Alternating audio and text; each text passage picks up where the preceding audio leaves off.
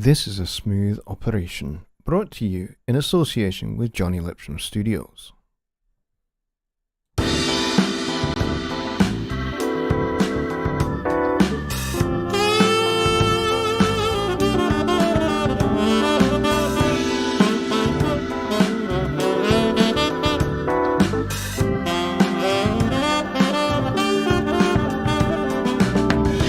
Another grace flashes past the window on the 13th floor. One more sad life crashes, broken by the yearn for more and more. Another spin of the wheel, roll of the dice, or ace on the turn. Good evening, everybody. Welcome to Songwriting Simplified with me, Jonny Lipsham, here at jonnylipshamstudios.co.uk. I'm on my own again tonight. Unfortunately, Jonny is dealing with some family matters which are extremely urgent and require a lot of his personal time and attention. So I've been having to fill in for him for a little while, but that's okay. It's fine. We have a good bunch of people here and lots of support for Jonny, which is the most important thing. So, if you can, please spare a few moments to send out some good thoughts and some prayers for Jonny and his family. I'm sure he would appreciate it immensely. And with that underway, we can actually get the show started now. We are a little unplanned, as I say, but that's okay. Unplanned is all right sometimes. I like to plan things sometimes. Certainly these shows, I like to try and have a subject in mind that we can talk about, but I really don't actually tonight. So it's on you folks for getting questions in. So if you are new to the show, here's what we do. Normally we talk about something, we have a topic of discussion that Jonny and I would talk about, and then we open it to your questions for the second half of the show. However, without Jonny, we can't really do the first part. So we're just going to jump straight to the second part and we'll just get your questions. So, really, you can ask any questions that are related to songwriting, to music theory, to arranging, music production, and how that affects how you're going to write your songs, that kind of stuff. So if you've got questions on any of those, so we would include harmony, chord changes, melody, improvisation, any of that kind of stuff. I'm happy to answer all of your questions on all of those things, and we'll see how long we can go for. Hopefully we can get through to the whole hour. Paparazzi Music says, smooth operation, does that make you a smooth operator? No, it makes me a smooth criminal. If you get the Michael Jackson reference there. But yes, I will take your questions on all of that stuff. So the first in the door, bright and early, as usual, is Billy Morgan, followed by Keith Chadwick over in Canada. Both of those two guys are about 2 hours ahead of showtime. You guys are awesome. And Keith was offering to post about about this show all over Persona Sphere in the community, which is great. Thanks for doing that. Appreciate it. And we also have Rich from My Personas, and we have, as I said, Paparazzi Music is here. Kevin's Guitar Stories is here, and John Hawk. Carl Trajuziak is here as well. Ambient Dave from down south in England is here. Rich is from England as well. And it is pretty much just after midnight here in the UK, which is great if you're a late bird like me, which I am. Who else do we have? We have Guy LaBelle. He says, thanks to Keith and Billy for making me aware of this event. Have a great evening. Thank you, Guy, for coming. I'm very glad that you are here, and if you have a question for me, then please do post it in the chat.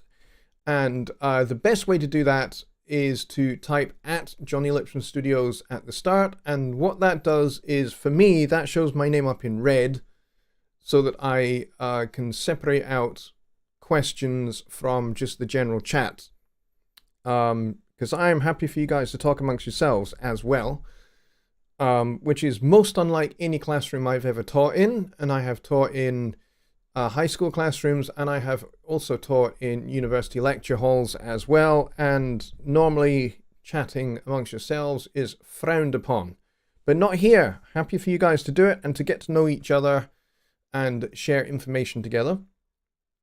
But if you type at Jonny Lipsham Studios, if you want to direct something to me, that would help me separate out questions from the chat. So Guy, very welcome to you. I'm glad you're here. See, who else do we have? We also have Harley Bob is here, and Don Oliver is here as well. And Bobby Booth is here, which means we can start the show now. Can he start until he's here? And of course, Mike over at Music to Motion is here as well. Art to Crazy is here. Mika Han is also here. Who else is here? Secret Squirrel is here as well, which is cool. And I think I have gone through to everybody. Yeah, Bill Shepherd, I'm glad you're here, mate. Welcome back. How are things going with you? I hope you're doing well. I'm glad you're back. It's been a while without you being around, but we're glad that you're here, and a very, very warm welcome back to you. So thank you for coming. So, has anybody got any questions? Ambient Dave says he's working the late shift, so he can stay up. That's pretty cool. Any questions, and I will take them. Otherwise, this will be a ludicrously short show, and we will have to finish it here. Paul Morgan is here as well. Yay! I'm glad you're here.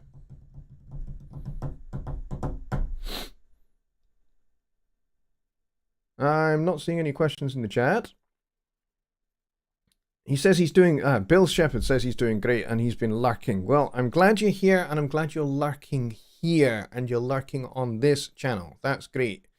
So, a word to the wise, those of you that are new to the channel, if you have not subscribed, that is the only way that you can actually get involved in the chat. So, please do subscribe, and within a matter of a few moments, you will be, the chat will be open to you, and you'll be able to get in and make your contribution, and I would appreciate it. Subscriptions to the channel are always extremely welcome. We are marching very, very, very quickly towards 5,000 subscribers. We are about, I think, 4,830 something. I can check, actually. Why don't I just quickly go check what the state of play there is. And I can refresh that tab.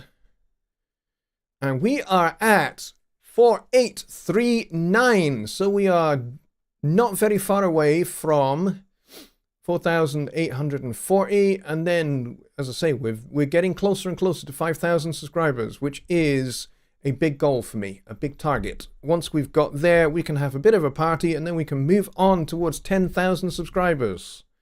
I would love to get to 10,000 subscribers. So in order to do that, I would really like your help to bring people like Guy, who has not been here before, and have you guys involved in this show, and also my Sunday night live show. And also, please do go and watch my videos, particularly my new Studio 1.6 series. There's going to be more videos added to that in the days, weeks, and months to come. Please go watch those and hit the like button on all of those. That will help me a lot. And if you would be so very, very kind, please watch the videos right the way through to the end. Because at the moment, we have this thing where people watch like the first 3 or 4 minutes, and then they kind of drop away, and then virtually nobody is watched right through to the end. I would love it if you would watch all the way through to the end. You'll hopefully learn something from what I have to show, but also it would help me a lot as well, because actually YouTube counts those as, I mean, you know, if you watch, just clicking on it to watch the video counts as a view, but it actually helps the algorithm, believe it or not. I only just found this out, actually, if you watch all the way to the end. So please, can you help me with that? I would appreciate it.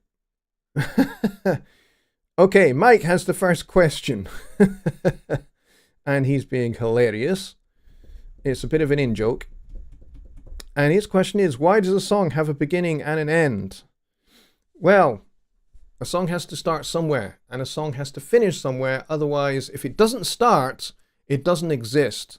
And if it never finishes, you never get to the end of it, and you never hear the end of the story. And, you know, just about every song that has ever been written has a story, with the exception of Yellow Submarine, which is just plain weird, and I Am the Walrus, two of the weirdest Beatles songs I think that there are. And yeah, I have no idea what either of those songs are about, particularly. So if anybody knows, that would be great. Let's see, Guy, who is new to the channel, says, excuse me, snuffling, he says, how do you plan the form of a new creation? As in a song, how do I start? Starting is really important, and there are lots of different ways in which you can start. Some songwriters start with words, and some songwriters start with music. So they might start just by strumming some guitar chords or playing something on a keyboard like this guy here, the Clavier Node Stage 88, or some other keyboard. There are many other keyboard options. But you know, there's different ways that people use for getting started with a song, you know, because every song is a blank piece of paper to start with.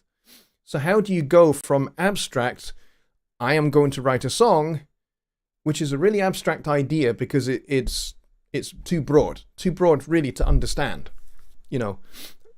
And then of course there are some people where, particularly people who write lots of songs for other artists, and they have a deadline to meet. So they may well say, I get into my studio at 9 a.m.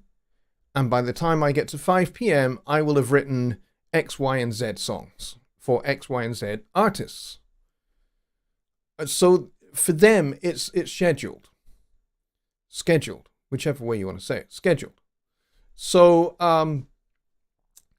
you know, there's stories about how people asked Mark Twain, you know, how do you get started? You know, you know, do you have to wait until inspiration to write a song strikes you between the eyes? And Mark Twain basically said, I'm inspired at 9 a.m. every morning when I sit down in my office at my typewriter. So for people like that, it's about discipline as much as it is about creation of art. You know, it's not just about waiting for the muse to start doing its thing. It's a discipline to be creative and, you know, pretty much timetabling it, saying, okay, between these hours, I will work, and I will work on my craft, and I will improve my craft. And so you got to start somewhere. So you got to start with the broad abstract idea, I'm going to write a song. Well, if you're writing for other artists, the first thing you got to think about is, who is the artist? What's their vocal range? What's their style? What's their sound? And then as soon as you start thinking about those kind of things, then you're starting to think about, well, their sound for their songs includes certain instrumentation. So you've already decided on the style, you've broadly decided upon the tempo, you've broadly decided upon the key for the song because you know that your artist that you're writing for has that particular range. So you know that a certain number of keys are going to be good for them to sing in. So already you have taken something abstract and you've broken it down into some constituent parts, and you've got some of the early planning for your song in place. Instrumentation, style, genre, and tempo and key signature. And those 5 things are going to kind of therefore determine how everything else is going to unfold. So within a certain genre of music, you're going to have certain sounds, certain things that take place, like a certain drum pattern, for example, and a certain bass line, and a certain style on the guitar. So those kind of things are going to take care of themselves, And also the harmonic language is going to take care of itself just by the fact that you have determined what the genre is going to be. So if you're going to write for a reggae artist, for example, like Bob Marley's son, I can't remember his name, but if you're writing for somebody like him, then you know kind of what kind of sound it is going to be. So you know the instrumentation, you know the tempo, you know the style of music, you know the genre within that style of music. And so there's a lot of detail that is already predetermined, and therefore the harmonic language is already predetermined. You know you're going to be working with a certain bunch of chords. And therefore, certain melodic ideas are going to suggest themselves. And all of this has taken place without you doing any work. So without actually sitting down and going, I now need to start writing a song, you have already got a lot of the process in place just by answering a few questions. So if the artist that you're writing for is you know what you like. You know what instruments you like to hear. You hopefully have at least some idea of the style of music that you want to work in. And you have some idea, therefore, of the genre within that style that you want to work with and in. And therefore, your language harmonically is predetermined. If you're going to be writing in jazz and, kind of a loosely jazz style, which is kind of what the intro song was, by the way, that was my song Paper Deity from my 2016 EP belonging to Tomorrow. And it's kind of a bit of jazz, it's a bit of pop, it's a bit of rock, all kind of blended in together with a little bit of blues chucked in there as well. So the harmonic language is decided, the instrumentation is decided by all of those choices that I made. And so there's a big bulk of the songwriting process and the arranging process that is already done, really. So you're going to have a verse, you're going to have a chorus, you're going to have a bridge, maybe a guitar solo, but maybe not, maybe a saxophone solo, or maybe a trumpet solo, or something like that, just to break up the song a wee bit and give the listener something else to listen to other than my voice. So those kind of things are already predetermined by decisions that you make before you even start putting pen to paper or creating a song in Studio One. So I hope that helps answer that aspect of how you get started. You get started by asking a bunch of questions, actually, before you even start going, now I'm going to write my song. What's my song going to be about? So you've got everything else kind of organized, and then you go, okay, now that I've got those things in place, which is essentially what I've talked about, is essentially a template for songwriting. Once you've got that in place for different styles, different artists, and so on, that you are going to be working with, once you've got that template in place, then you get to what's the song going to be about. And that's where you have to start thinking about, inspiration. That's where you need to start. Just doodling actually is the best place to start when you're at that point. It's just doodling around with some chord changes, doodling around on a guitar or a piano or something, and have a drum loop or something constantly running so that you've got, bring in a few different drum loops and try a few different ones out and go, oh, this is the one that really takes my fancy. And then you build the song from there, and you start just doodling around with some chords, and then you start humming a melody. And you can fairly quickly get those things codified. And once you've got those kind of things codified and a rough idea of what your melody is, just start recording it. It doesn't have to be finished. It doesn't have to be polished. You're just getting your, what I call your scratch tracks down, which is just the bare bones basics of the first initial germinal ideas of the song. And then you start building it out from there, and it starts to grow. It starts to grow arms and legs. And then eventually you go, you know what? I know what this song is about. Now that I've been working with these melody ideas and these chord changes for a while, I know what this song is about. And that's how it works for me. A lot of my songwriting process is actually a little bit different to everyone else's, in that most of that work that I've just talked about takes place up here. And actually sometimes late at night when I'm actually trying to get to sleep, to be honest. I'm trying to get to sleep and my brain goes, no, we're not going to sleep. We are going to start thinking stuff up. And you know, in my head, I've got a drum groove going, and then I go, okay, this would be a nice bass part to go with that. And I start thinking about a bass part that would go with that. And then I start thinking about chord changes that would fit with both of those. Before I know it, in my head, I've got a little, you know, trio just jamming in my brain. And then I go, hey, you know, and I start thinking about some melody ideas that would go with that. And then I go, hey, actually, this is starting to take on a little bit of characters. It's maybe a little bit noir-like. Okay, so if we're dealing with something that's a little bit noir, West Coast noir, then I'm going to start thinking about West Coast kind of 1950s scenes. Those kind of ideas are going to start coming into my head, and then I'll start inventing characters and scenarios that would fit with a you know, early 1950s LA noir style, you know, scene, and then I will create characters and put them in that scene and see how they interact with each other. And all of this is taking place in my head. And then maybe when I get some downtime from work, I'll start fleshing that out in Studio One. That's how it works for me. But as I say, you know, getting a template going, having an idea of what genre you're going to be working in, and therefore that's going to determine a whole bunch of what is going to be required for your song, is going to help you get started without even doing any work. So, Guy, I hope that answers that question. It was a bit of a long one, to be honest. Kevin says, what is that light blinking behind you? It's driving your OCD out of control. Yeah, that's my printer. That's my printer telling me, you've run out of ink, you idiot. Go and get some more bloody ink. And I just haven't got round to it yet. But that's what it is. So if it's bothering you, I'm really sorry about that. You know what I'll do?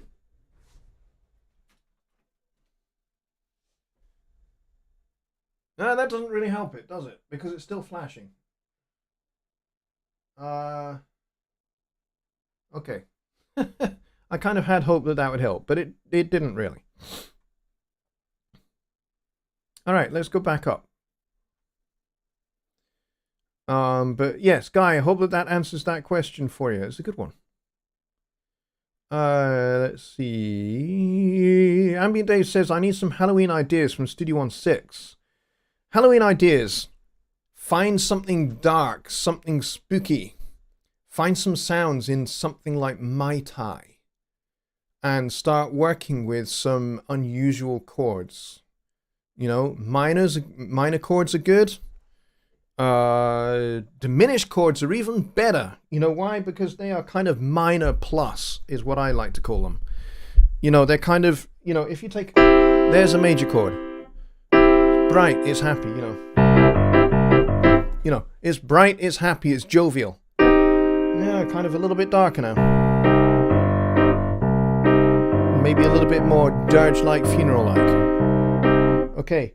So if I take the fifth of the chord, so root, third, fifth. If I take this fifth and I drop it by a semitone or a half step, now it's ultimate of darkness. It's gone from bright,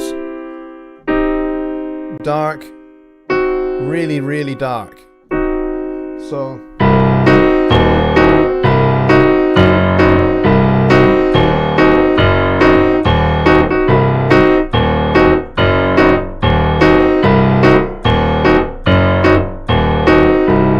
you can create something that's really kind of dark out of that, and then maybe move that kind of diminished chord around, but rather than going to the most logical, which would be,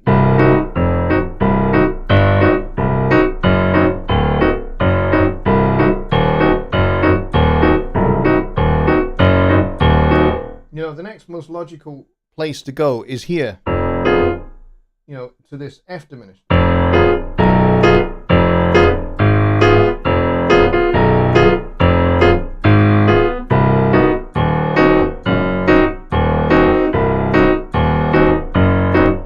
So you could just go between chord 1 diminished and chord 4 diminished.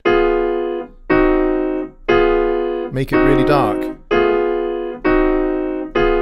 Something like that would be quite interesting. Or you could go by minor thirds. So going from C to E flat instead.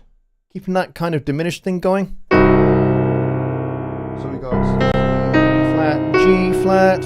Okay, now we need to find the diminished chord for E flat. There we go. So you could go.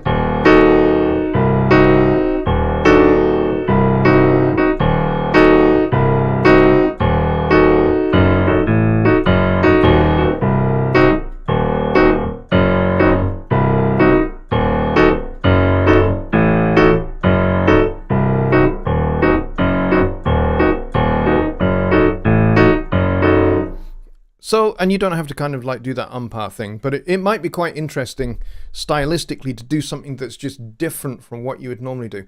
Dark works. And then you can contrast it by having things that don't resolve. So dissonances will also work really nicely. So, you know, things like...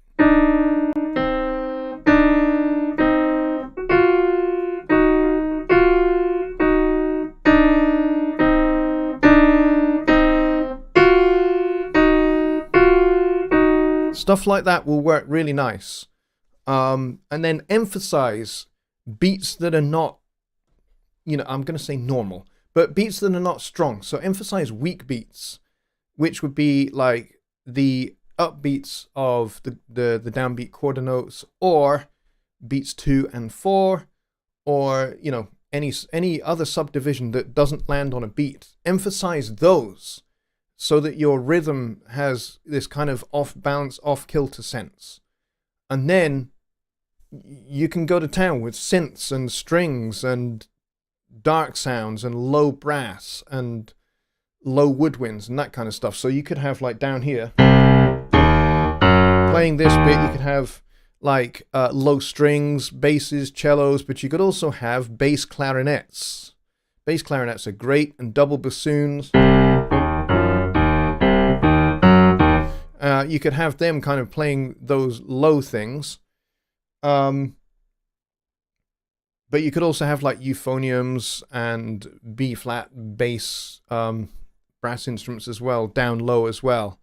And just make them really dark sounding. So yeah, dark kind of sounds are good. So I hope that helps you there, Ambient Dave. He also says, my target is 500 for my channel. I remember that. I remember when I was waiting to get to 500. It felt like it took forever. Going from 0 to 500 felt like it took forever. And then going from 500 to 1,000 felt like it took forever. But once I got past that first 1,000, it moved pretty quick from then on. And you just got to be consistent about creating content, to be honest. Mika says, I'll have a few of my sock puppets watch the entire vids. Very funny. Thank you.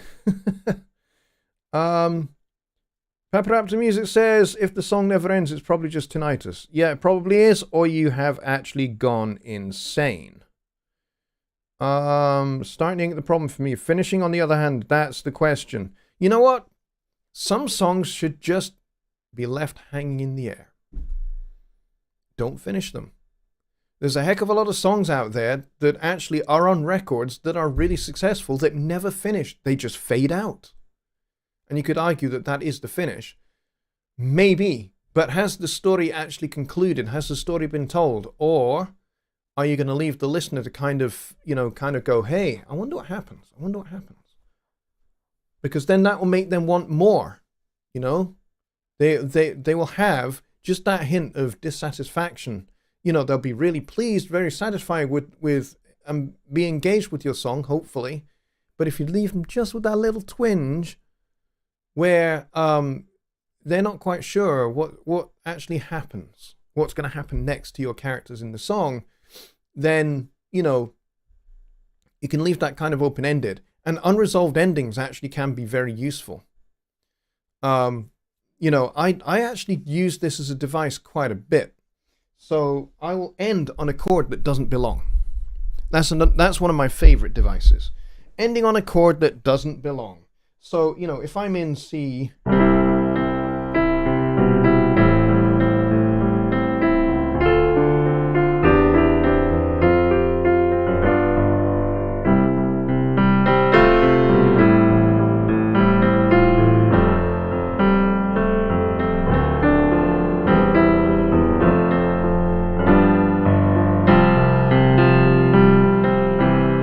Now I've just resolved that really rather beautifully, and it's come to a nice little conclusion. But what if I did this?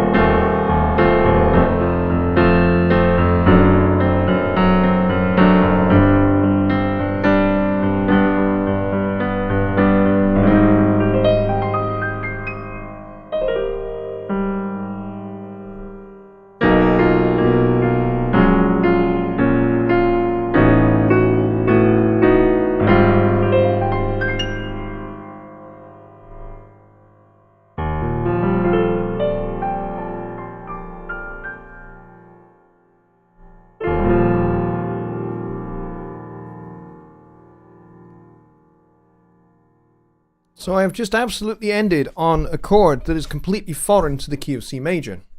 In fact, I took the key of C major completely out of the equation. I went off into some A flat major tangent, and then I finished on an E flat major 7 sharp 11 chord. Completely, it doesn't resolve ever, and I can just leave it hanging there. And it's fine. So that is definitely a device you can use to finish a song. If you're going, I just have no idea how to finish this song. But yeah, good point.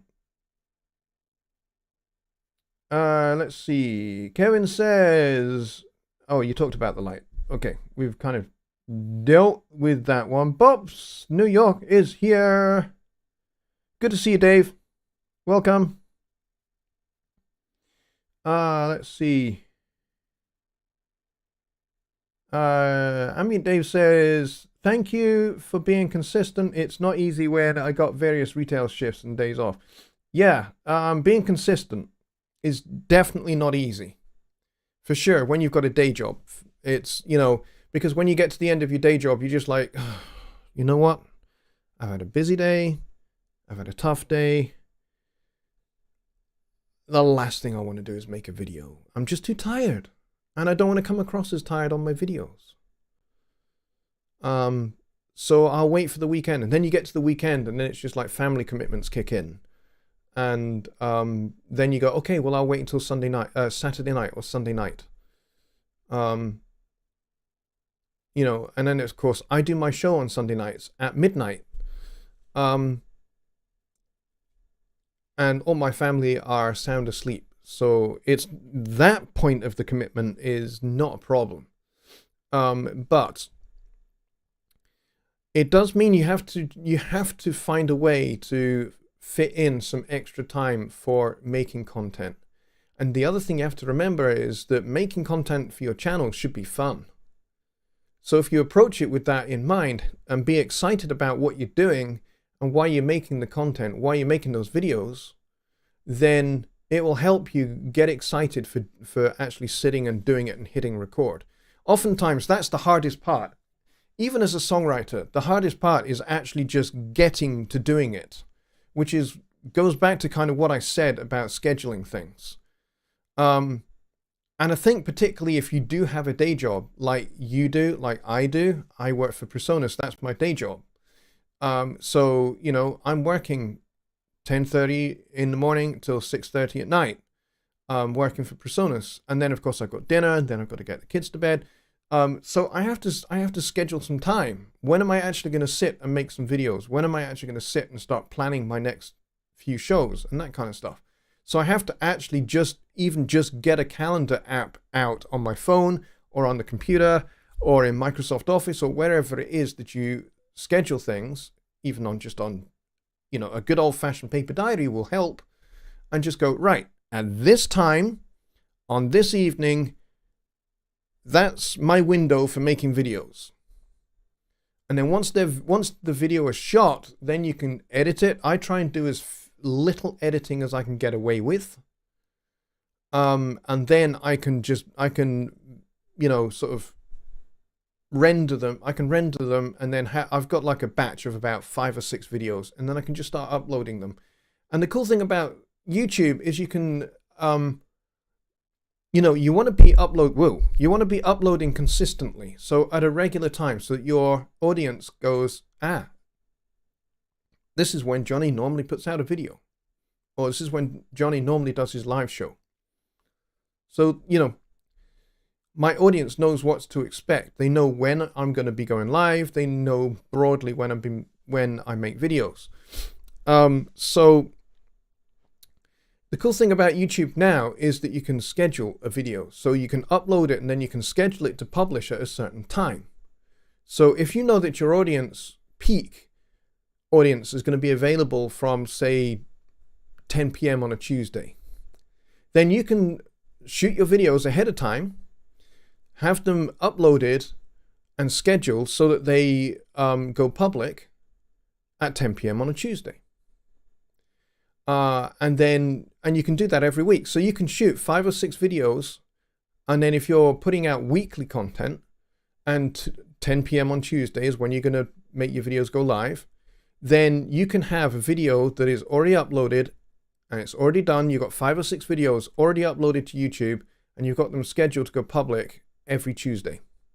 So that's like 6 videos, and they're already done. And that's 6 weeks worth of content that your audience can get their teeth into. So scheduling is the best way to be doing it. Blocking each day, says Keith. Yes, that's exactly what to do. Block out time. Mike says, I had plans to go up to meet up with Bill Shepherd this evening, but alas, work called and also a thunderstorm, so we're going to meet tomorrow. Cool. I'm glad you're meeting with Bill. Bill is a good bloke. Very, very good bloke. Indeed, and I'm glad he's back here. Let's see. John Edgar says, how true. Insightful words of wisdom. Thank you very much. Appreciate it. Mika says, hustle. Work within windows and doors. You can move faster wearing socks on polished floors. That's a neat little rhyme there, Mika. I think you might be a poet, and maybe you just don't yet know it. But yeah, for sure. Let's see. Carl says, we see when you're sleeping, we know when you're awake. Yeah, you know what? It's funny. I'm actually starting to think about Christmas. And here we are in October, and I never thought I would say I'm starting to think about Christmas. But I am starting to think about Christmas.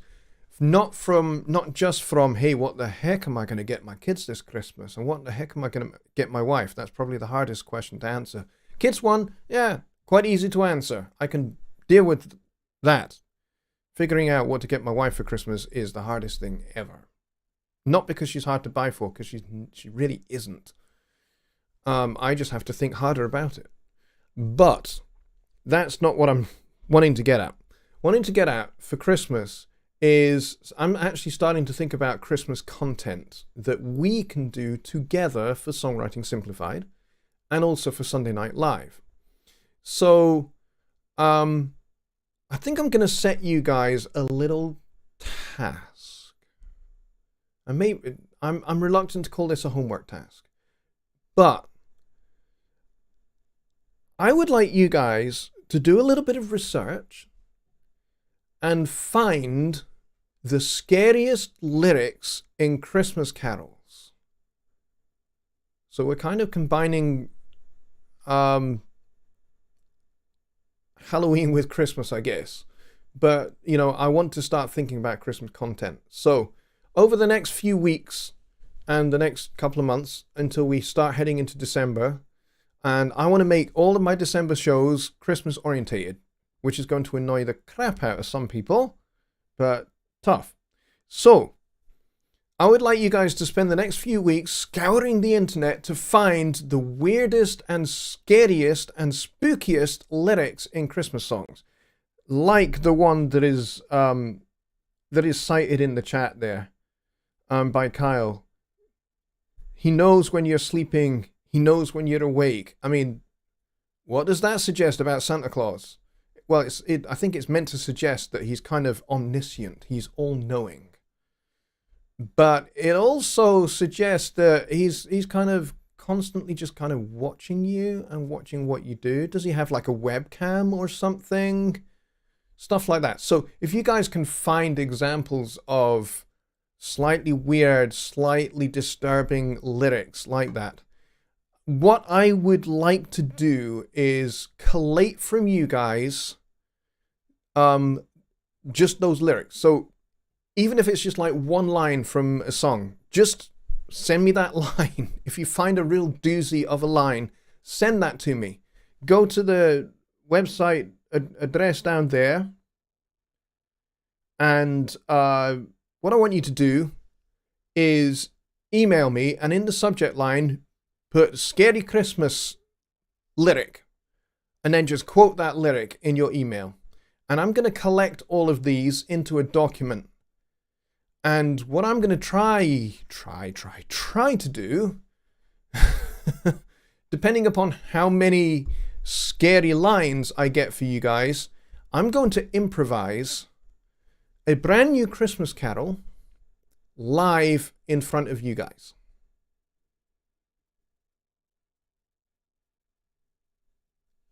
Over the course of maybe 2, maybe 3 shows, we'll work on this song live, and the lyrics are going to be the scary lines that you send me.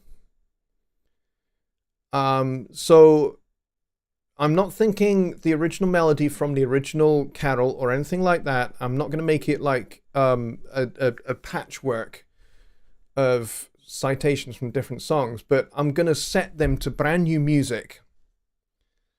And it's going to be the world's most disturbing Christmas carol. And we're going to write it together. And I need your help to provide me with the scary, scary Christmas lyrics. So go and dive into Google and find me the scariest lines and the weirdest lines of Christmas carols like that you can find. And I'm going to try and put them together into lyrics for a song, and then we're going to write the song as we go through the course of a couple of Sunday shows. So we'll do these on the Sunday night live shows, not on the Songwriting Simplified show, because I want to keep those for just kind of things that we do with me and Jonny. But yeah, we'll do this over the course of a few Sunday night live shows as we go towards Christmas. So should be fun. And I have literally just come up with this idea right now. So Rich Cresswell, you are holding me to this. Mike Johnson, you are holding me to this, okay? You guys are going to help me make sure that I make this happen.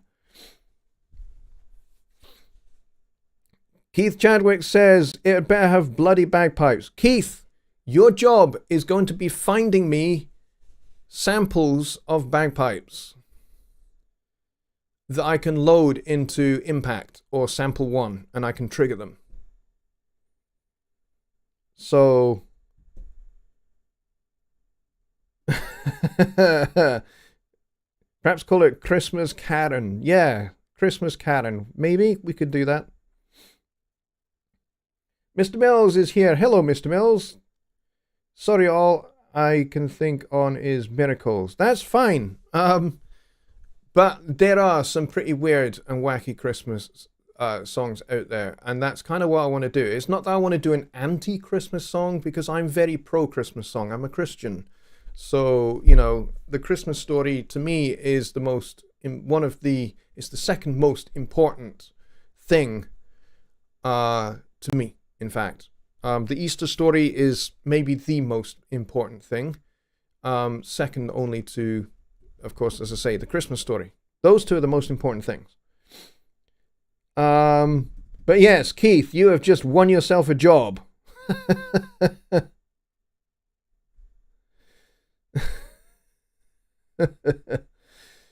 I thought you might appreciate that. Mika says, I'm so glad we can say the word Christmas now. I mean, before...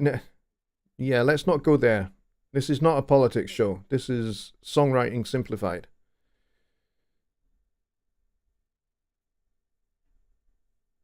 Let's see. Maybe Christmas Karen is someone who gets in fights at Black Friday sales.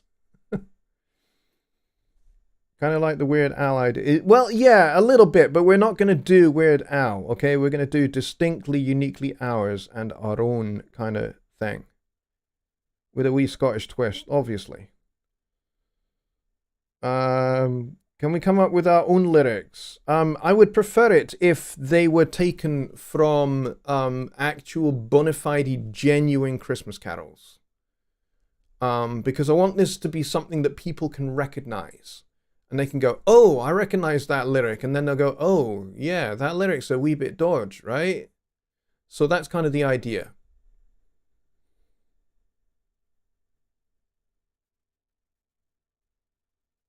Go ahead, Mike. Yes. If you want to do a Zoom, let's do it. Absolutely, let's do it. I'll admit, though, I'm really rather exhausted. I've had a heck of a day. It's been a very long day. But yes, for sure, because I've not actually touched my cup of tea at all. I made it before the show, and I've hardly touched it. So, yes. So let's get some lyrics that are genuinely from existing Christmas carols, and then we're going to put them all together into one compendium of weird lyrics from Christmas carols, and then we're going to try and turn all of that into one Christmas carol that's just weird, and we'll make some weird and entertaining music to go with it. What about Grandma Got Run Over by a Reindeer? I've heard that one. There's some great Scottish songs that are really rather violent, like You Can't Throw Your Granny Off a Bus, which is hilarious, but it's extremely violent. It's like, some kids' nursery rhymes are really, really violent as well. And I think maybe one day we will do something on nursery rhymes, and I'll get you guys to do a little bit more research, and then you can kind of quote at me in the chat.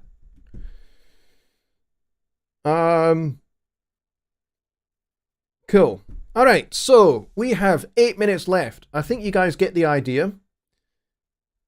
Do your research and try and find some weird, wacky, and wonderful lyrics from Christmas carols, and then we'll build an entirely new Christmas carol out of all of those, and those will form the lyrics to our Christmas carol. And maybe we'll call it Christmas Carol, maybe Christmas Carol, maybe we'll call it Christmas Karen, maybe we'll call it Christmas Jeff. I don't know. I haven't really thought about it yet. We'll see what kind of the theme is of the lyrics that we get.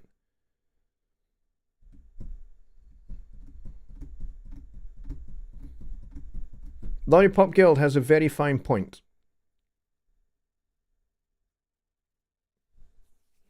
So please, can we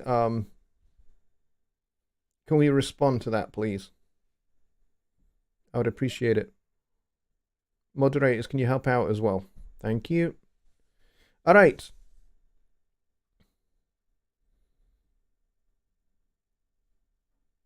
And so, it doesn't have to be Carol. It could be anything. We can call it anything. It doesn't have to be Christmas Carol. We can call it whatever.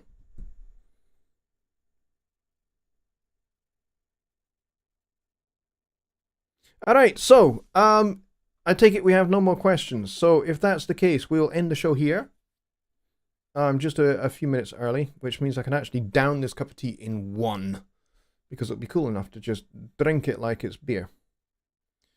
Okay, thank you everybody for coming, and thank you very much for your wit and your wisdom in the chat here. I appreciate it. And so we've got ourselves a good idea. And Mike Johnson and Rich Cresswell, I'm going to need your help to hold me to make sure that this actually happens.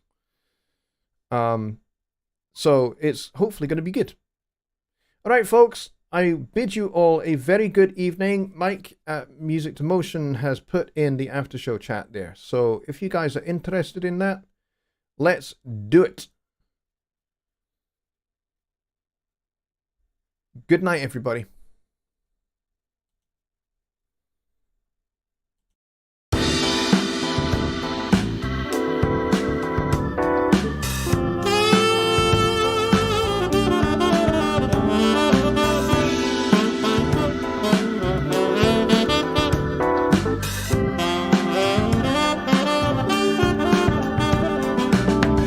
Another gray sun flashes past the window on the 13th floor. One more sad life crashes, broken by the yearn for more and more. Another spin of the wheel, roll off the dice or ace on the turn. You beg, borrow or steal or trade your soul for bands to burn. In God we trust, says on the bill. From boom bust, make it thrill. Make 'em steal your life, dominate your goals. Make a drop and strife, seek another soul. This little paper deity.